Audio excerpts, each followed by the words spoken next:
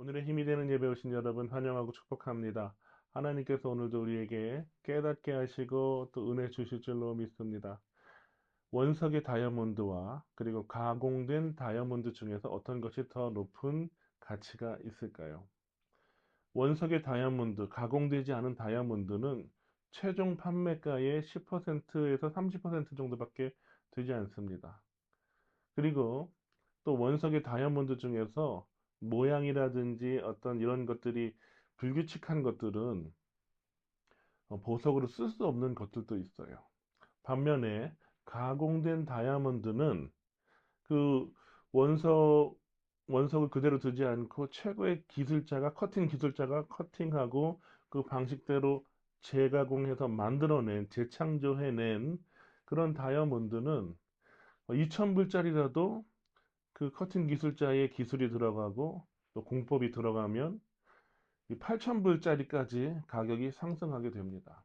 그러니까 원석의 다이아몬드보다 가공된 그 커팅 기술자의 그 손길이 닿은 그 다이아몬드가 더 높은 가치가 있다는 것입니다. 하나님은 최고의 커팅 기술자이십니다. 우리의 삶을 그냥 원석 그대로 두지 않고 하나님은 그것을 가공하십니다. 훈련하십니다. 단련하십니다. 이 사실을 잘 보여주는 것이 바로 요셉이죠. 요셉은 사랑받는 아들이었습니다. 그런데 시기하던 형들에 의해서 억울하게 노예로 팔립니다. 애굽으로 갑니다. 그런데 애굽에서 또 열심히 일해서 인정받게 되지요. 그런데 거기서 또 억울한 누명을 쓰고 감옥에 가게 됩니다. 그러니까 요셉의 인생은 추락, 추락, 추락 그 자체예요. 사랑받는 아들에서 노예로, 노예에서 이제 억울한 죄수로 추락하는 것이 바로 요셉의 인생이었습니다. 얼마나 억울합니까? 원통합니까? 우리 눈으로 보면은 요셉이 종으로 팔렸다. 그의 온 몸이 사슬에 묶였다라고 보여지죠. 성경도 그렇게 말하는데요. 성경도 그렇게 말하지만 그것만 보지 않고 성경은 하나님께서 그 억울한 시간 가운데, 고난의 시간 가운데 요셉에게 어떤 일을 하고 계신지 성경은 말하고 있습니다. 오늘 본문 시편 105편 17절에서 19절을 보면 이렇게 말씀하고 있습니다. 17절에 보니까 그가 한 사람을 앞서 보내셨으며 요셉이 종으로 팔렸도다.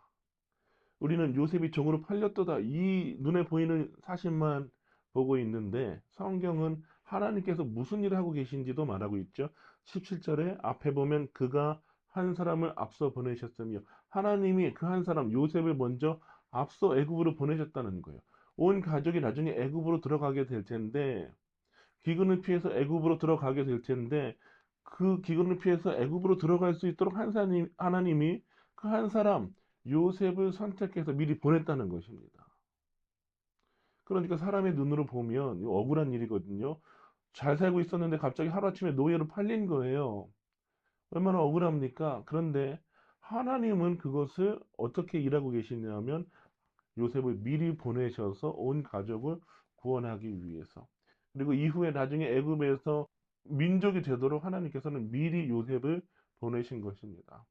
그러니까 고통의 시간에 우리는 고통만 바라봐야 되는 것이 아니라 그 보이는 현실 이면에 고난 그 뒷면에 역사하고 계신 하나님의 그 섭리를 우리는 발견할 수 있어야 합니다. 그리고 18절에 그의 발은 착고를 차고 그의 몸은 쇠사슬에 매였으니 종으로 팔린 것도 억울한데 이제는 억울하게 누명 쓰고 죄수가 되었어요. 쇠사슬에 묶인 상태가 되었습니다. 사람들은 이것만 보죠.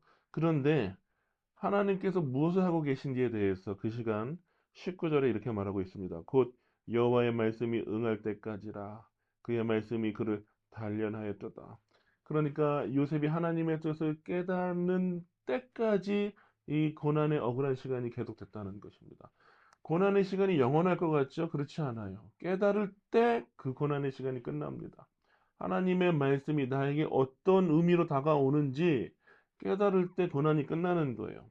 그리고 그 노예로 사는 시간, 또 죄수로 사는 시간이 그냥 버려지는 시간이 아니라 하나님께서 일하고 계시는 시간인 것에 대해서 19절은 이렇게 말하죠. 그의 말씀이 그를 단련하였도다.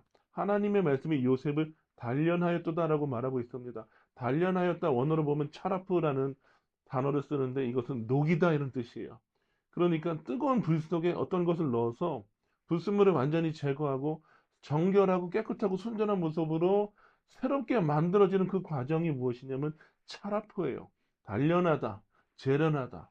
그러니까 하나님께서 그 원석 요셉을 그냥 그대로 두지 않으시고 하나님의 그 연단의 시간, 단련의 시간으로 집어넣은 거예요. 그래서 거기서 말씀으로 단련시키십니다. 그래서 나중에 요셉이 어떻게 되냐면 하나님의 뜻 안에서 애굽의 총리가 되는데 자기를 팔아버렸던 그 형들을 다시 만나잖아요. 그런데 뭐라고 말합니까? 형들에 대해서 복수하는 것이 아니라 하나님이 나를 먼저 보내셨다. 이렇게 고백하는 거예요. 그러니까 하나님의 뜻을 깨닫고 나서 그 고통과 고난의 시간 가운데 말씀으로 단련되어서 전혀 새로운 성품과 또 새로운 모습으로 나타나게 되는 것입니다. 우리가 인생 가운데 고난의 시간이 있습니다. 억울한 시간이 있어요.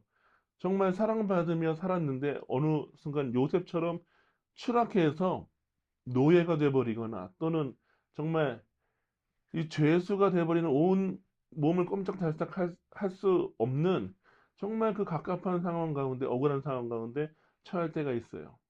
인간의 눈으로 보면 요셉이 종으로 팔렸도다. 그가 쇠사슬에 묶였도다. 이것만 보이죠.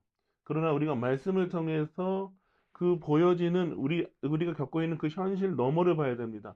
하나님이 무엇을 하고 계신지 봐야 되는데 하나님은 그 가운데 우리를 단련하고 계십니다. 녹이고 계세요.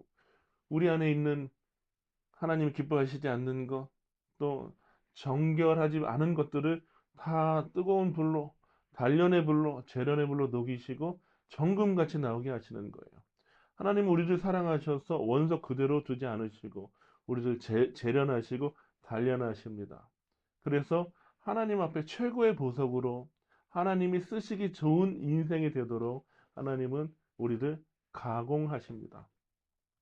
그러므로 고통의 시간 가운데 있을 때, 억울한 시간 가운데 있을 때, 내 인생은 이제 종으로 팔린 인생이다. 나는 이제 감옥에서 영원히 죽을 인생이다.